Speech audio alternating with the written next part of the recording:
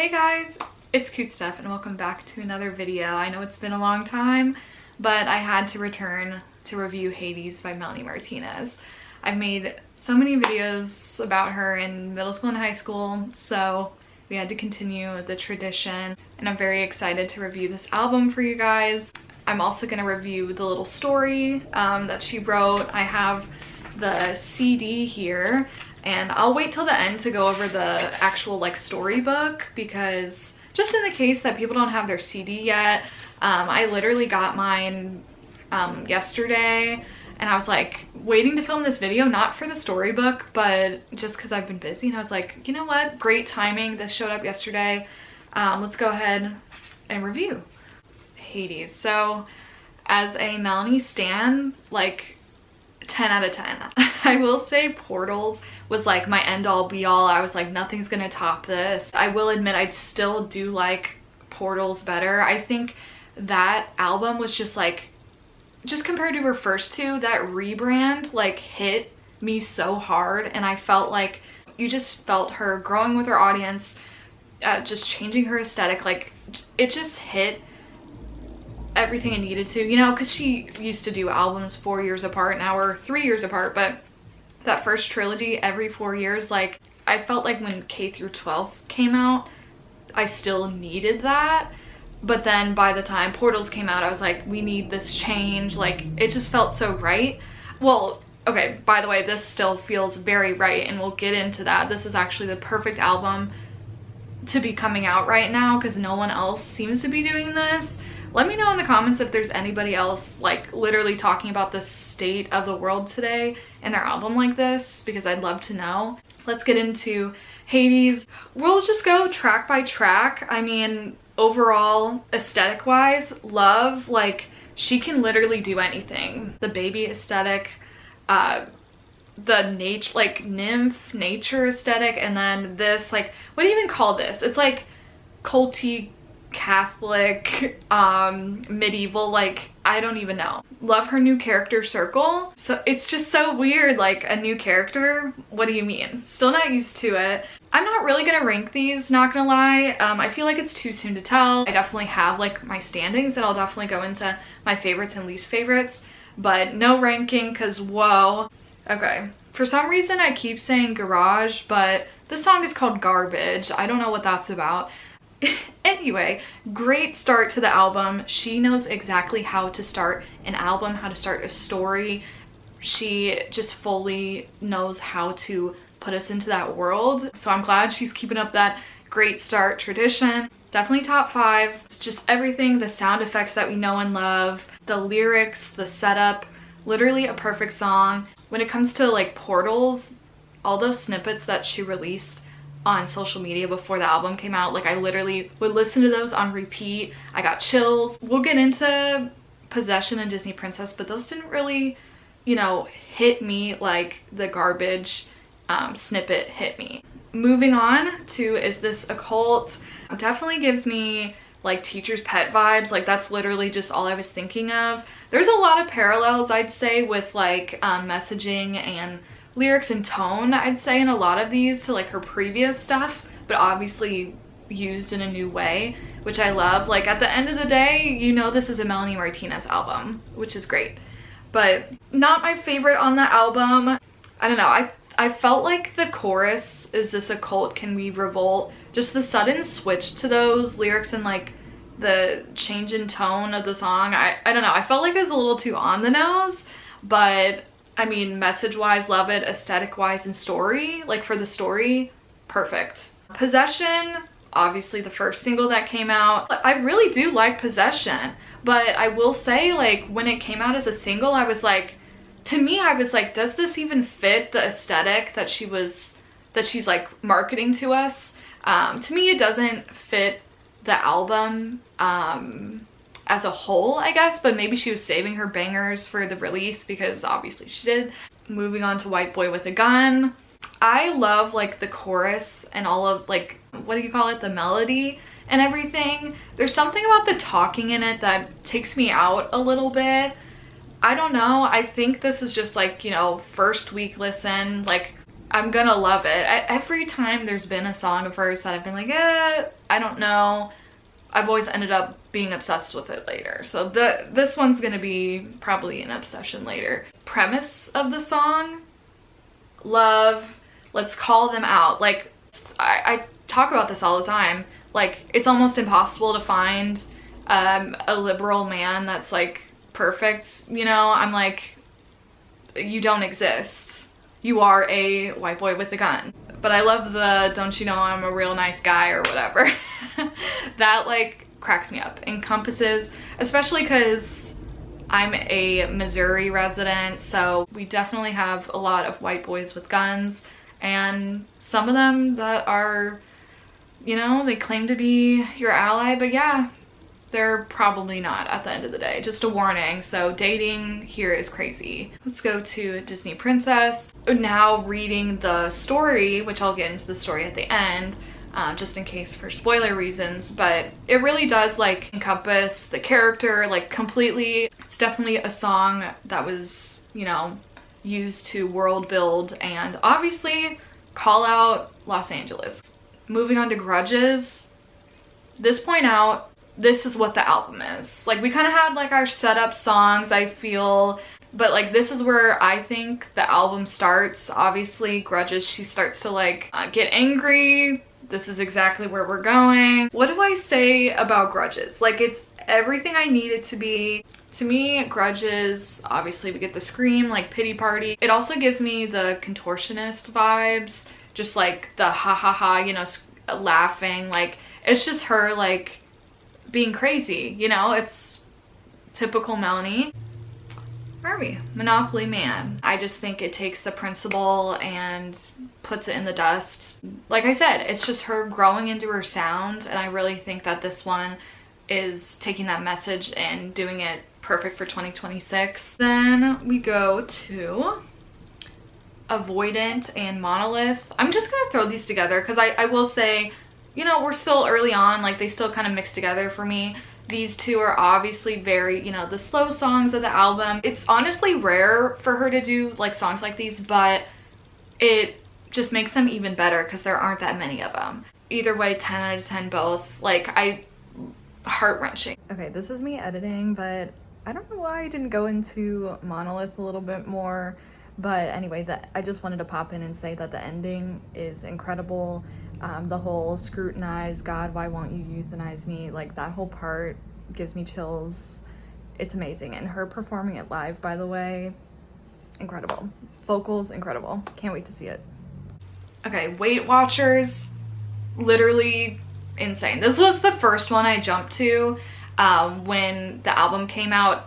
The rest of the time I went from front to back, but like really quickly before I started front to back, I had to listen to Weight Watchers because during her promo on those podcasts that she did, she talked very highly of Weight Watchers and it did not disappoint. Like she said, it's her favorite song lyrically. I think it's amazing. Mr. Potato Head, like, obviously takes that, runs with it. Like I said, it's just like her new sound, taking that same, you know, type of story, but in this new way and like in a different way, because what beauty standards were 10 years ago is totally different than it is now. We need to keep talking about it because it's literally evolving. Obsessed with The Carousel is Still Spinning, you know, like it's the same tune that we know and love, and she makes the best songs with this tune. The Plague, first rave song, I'm obsessed with it. I literally want to play it in a club. Obviously love that she's talking about the pandemic. Has anybody made a pandemic song that isn't just that one that what Justin Bieber and Ariana Grande made? Like, it's either humorous or like about love. I'm like, this is the only song about the pandemic that's actually about the horrific part of the pandemic, by the way. More coughing. We got some Nurse's Office in here. Just rebranded. It's just genius. Sorry, we're back. My camera died, so now we're on my phone. As expected, a YouTube comeback can't go perfectly, so here we are. Moving on.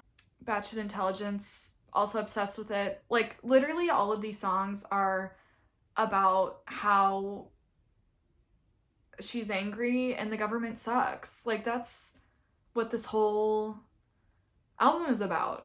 Not much to say there other than obsessed with it. Moving on to Gutter. I think Gutter is my favorite song in the album. I was listening to it on the way home from work just now and it makes me cry. Is that a weird take? Again, it's just like you can feel like how everything right now is so frustrating. Like, I know this is about like the homeless crisis, which she might be the first person on this earth to write about that. To me, obviously it's about, you know, this crisis, but it can really just be about anything. I think we're all being thrown into the gutter. Like I mentioned earlier in this video, I live in Missouri and things are getting fucked up here, I'm not gonna lie. It encompasses like personally how I feel right now and how I'm sure so many people feel.